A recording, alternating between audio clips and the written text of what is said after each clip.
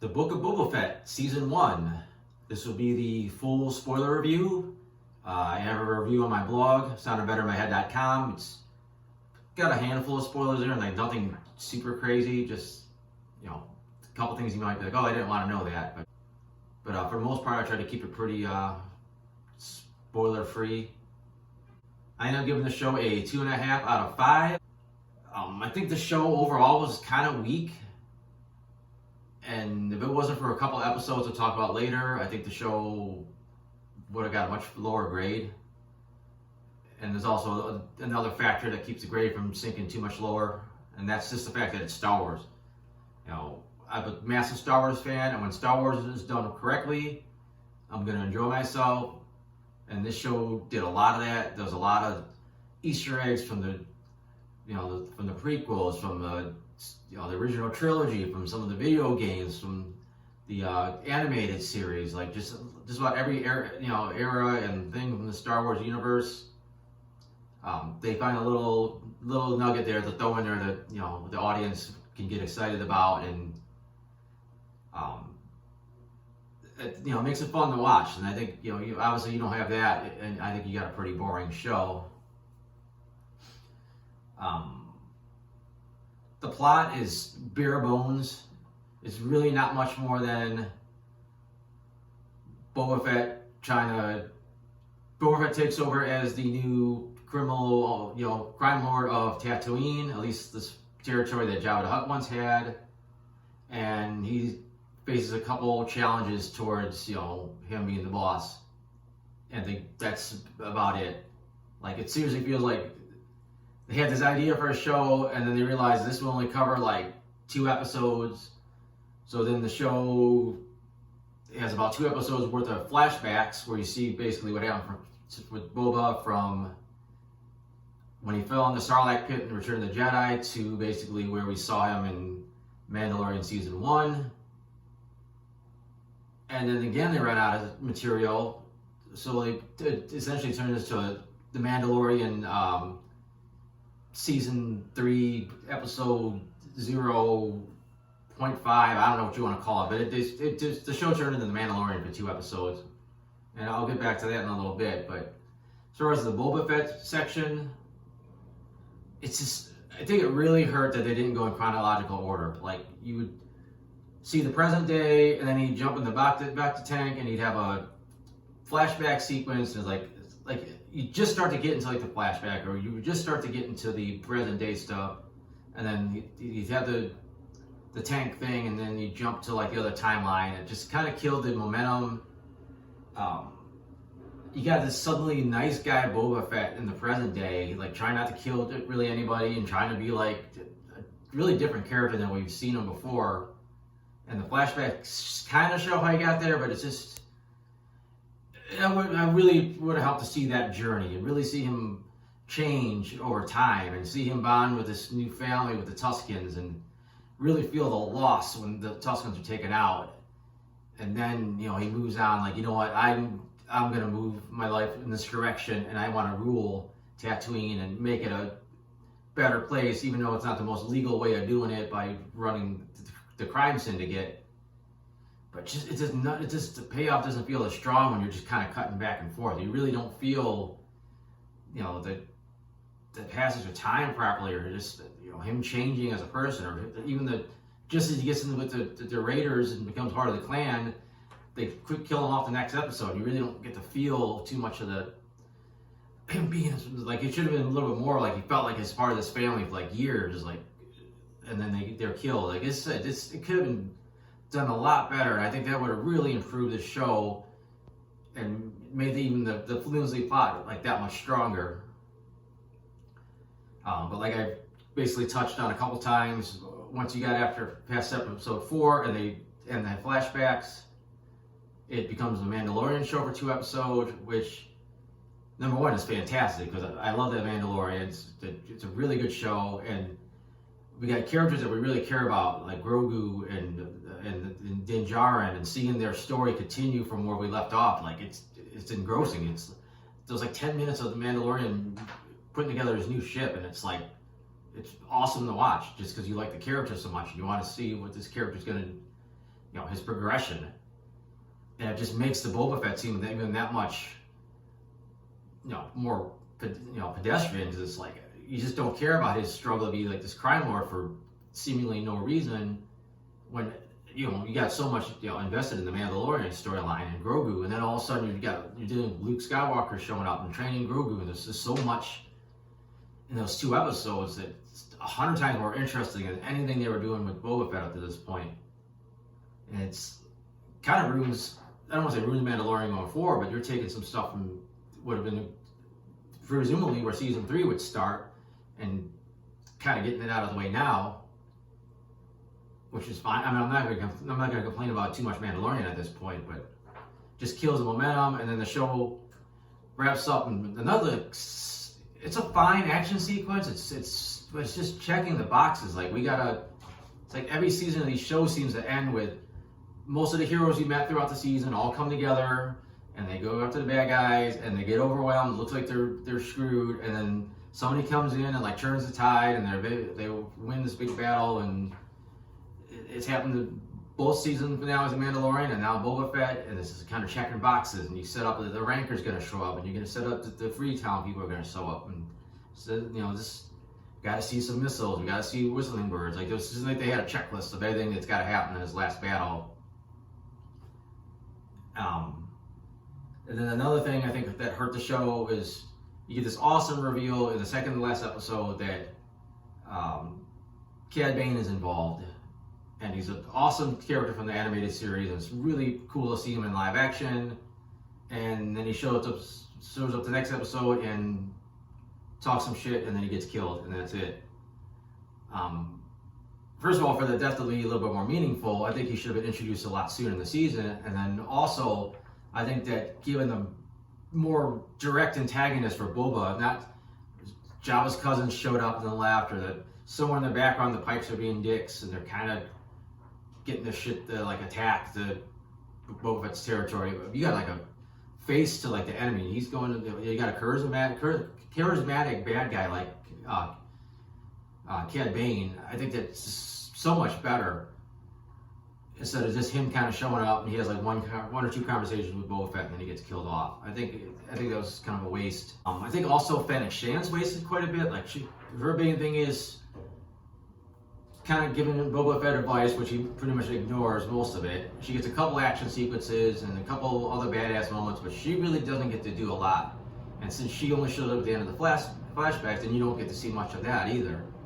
You don't get to see much of her, in the past sequences. But like I said, overall the effects still look phenomenal. There's still some wonky looking stuff. Like some stuff could have looked a little better.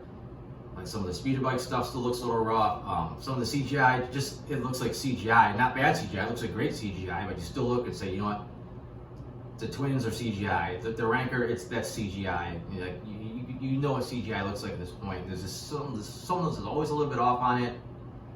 I think most people were really impressed with the way Luke Skywalker looked in the new de-aging thing. I thought he looked, I still wasn't like blown away by him. I thought he could have been a little bit better, but at least most people were happy with him this time, which is the reverse of last time where I thought he looked fine enough in the Mandalorian finale and most people thought he looked terrible. But I don't got a ton else to say. Like I said, the show was kind of flimsy in a way, and it just had lots of Star Wars goodness to kind of make it a fun watch. So I'm thinking, just go ahead and jump into my notes, see what else is worth mentioning. I was a little surprised how easily Boba seemed to get out of the Sarlacc. He just kind of punched a hole and did a flamethrower thing, and he got out and passed out. It was a little vague how long he was in there and like how much damage really got done, because this thing takes 1,000 years to digest someone. So it seems like the acid actually in his stomach wouldn't actually be that strong, but whatever. And it was also nice to see some flashbacks to Kamino and seeing like the young Boba Fett. I thought that was a nice touch in some of the flashbacks and some of the present day. I guess it's still a flashback, but even seeing a little bit of Geonosis, just kind of tying it back into the prequels and making it a more cohesive universe, which is these new shows have been really good at. The music was okay, but I thought the theme song was a little too much. Like it's just so kind of out there. It was a little extra. It's like, it just felt like too much for like the story they were telling. And I was gonna say this for the season finale, but I'll go ahead and do this now. The remix they do during the season finale was just cheesy, where they changed this kind of random chanting to like Boba Fett's name, and it's called like Fett, Boba, Boba, Boba. It was so cheesy that I was really seriously expecting them to have like all those song lyrics like about Boba Fett, like they were gonna write like a whole theme song, and it was gonna be like terrible. And luckily they just kind of stopped with his name, but I thought it was kind of stupid.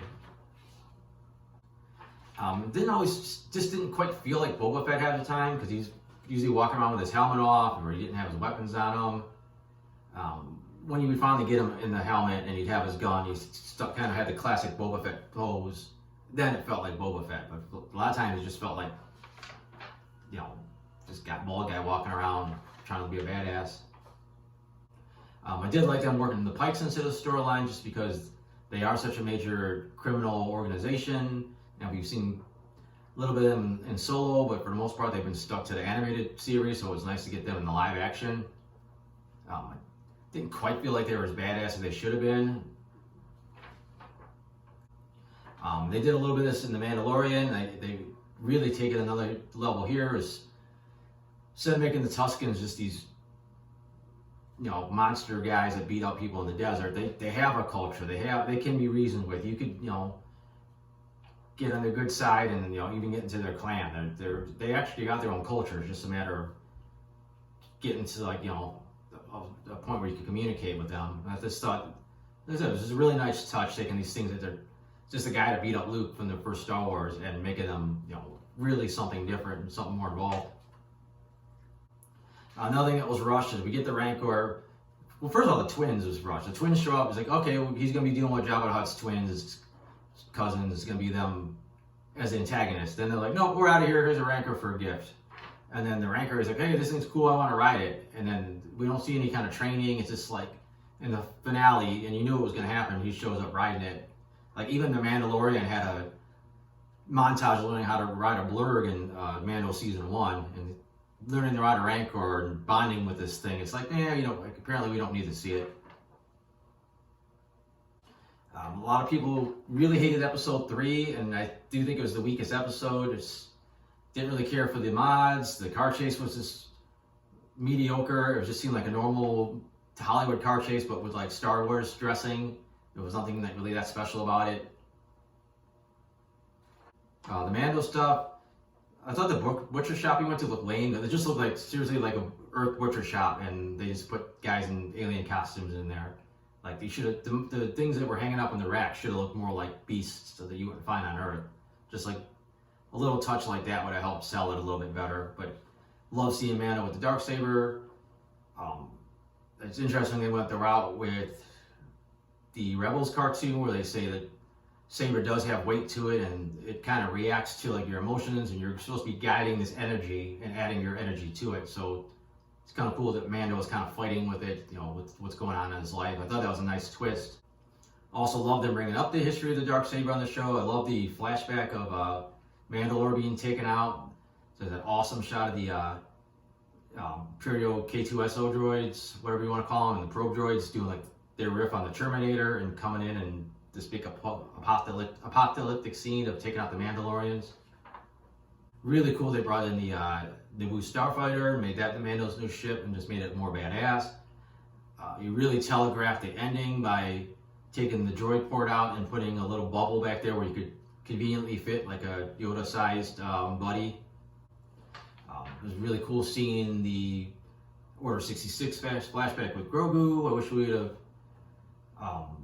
I guess that would be something to reveal in the future, but wanting to see who saved him. It would have been kind of cool if the Jedi were a little bit more recognizable. They were trying to protect him, but I guess most of the recognizable Jedis were killed in the movies that we've already seen, but that's a little nitpick.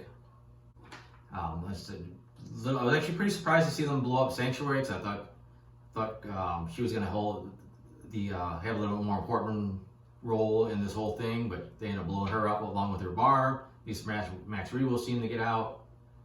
Really cool. Luke having Yoda's lightsaber and offering that to Grogu as a choice between that and the Mandalorian chainmail. Just just it was a nice little touch bringing that Yoda's lightsaber in there, and just again tying not only back to Luke in the original trilogy, but also going back to the prequel trilogy where Yoda does have a lightsaber. But then it felt a little rushed because in the finale, R2 pilots an X-wing and Grogu's in there. Grogu's in there with his little shirt, metal shirt on, and he's like made his choice off camera. I thought that was a little weak. And then, of course, it would have been nice to see Luke actually drop him off, say, look, he made this decision, he wants to go back with you, instead of, I'll have R2 take him back. I'll have to watch get finished by some robots. I did like, for the most part, I like the Mandalorian Boba Fett team up, using all their weapons, but again, a lot of it felt like kind of checking some boxes, but it was still fun to watch. And then, as far as mid-credit scene, I was really hoping for something cool. There's a lot of rumors about stuff that might show up, and it was just, oh yeah, Cobb Vanth's still alive, and back to a little cyber surgery, and he'll be, as good as new. But that's really all I got. I probably went on for entirely too long, and you probably won't even see half this video. I'm sure I edited it down pretty good. But like I said, I have the non-spoiler version of this on my blog. It's maybe a little bit more coherent, but then again, I can't get in a lot of details why I thought certain things about it. I have other reviews on there. I have my comic strips on there, so check those out if you want. And thanks for watching.